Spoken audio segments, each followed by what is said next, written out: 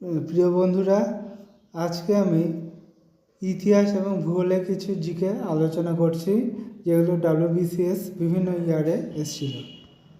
দেখো, এখানে WBCS 2020-তে প্রথম যে প্রশ্নটা এসেছিল যে কে অ্যাংলো বৈদিক কলেজ প্রতিষ্ঠা করেছিলেন। আমি আবার বলছি, ভালো করে শোনো, কে অ্যাংলো বৈদিক কলেজ প্রতিষ্ঠা করেছিলেন। Option A Dayanand Saraswati, B Lala Hansraj, C Atmaram Pandurang, D Mahadev Gobindnath. দেখো, চারটা অপশান আছে, প্রত্যেক প্রশ্নের এরকম চারটা অপশান থাকবে, একটা অপশান হচ্ছে তোমাদের কারেক্ট হবে। এখানে যেরকম লালা হংসরাজ হচ্ছে কারেক্ট অপশান, ঠিক আছে, কিন্তু চারটা অপশানই কিন্তু গুরুত্বপূর্ণ। দেখো, চারটা অপশানে মানে এর থেকে অনেকগুলো প্রশ্ন উত্তর হয়, আমি সেগুলো সব লিখে নিয়েছি। দেখো, বলছি, আলোচনা করছি।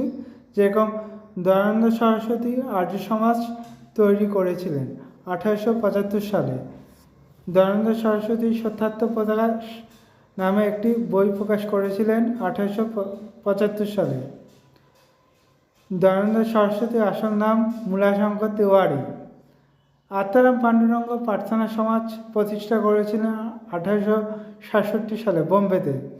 লালা হংসরাজ তো বললামই, অ্যাংলো বৈদিক কলেজ প্রতিষ্ঠা করেছিলেন লাহোরে, এটা 1886 সালে। মহাদেব গোবিন্দনাথ ছিলেন INC, ইন্ডিয়ান ন্যাশনাল কংগ্রেসের। তিনি বোম্বে হাইকোর্টের বিচারপতি ছিলেন 1895 সাল পর্যন্ত।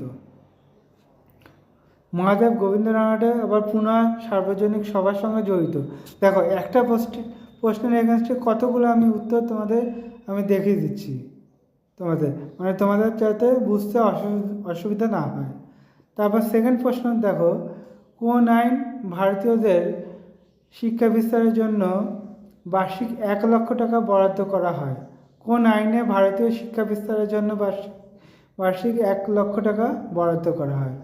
এ আছে 13 সালের সনদ পুনর্নবীকরণ আইন, অপশন বি 1773 সালের রেগুলেটিং অ্যাক্ট, সি 1784 সালের পিটের ভারত শাসন আইন, ডি আছে 1833 সালের সনদ পুনর্নবীকরণ আইন।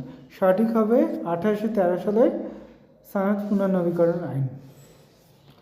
সেরকম 3 নম্বরটা দেখো, কবে হিন্দু কলেজ প্রতিষ্ঠা হয়?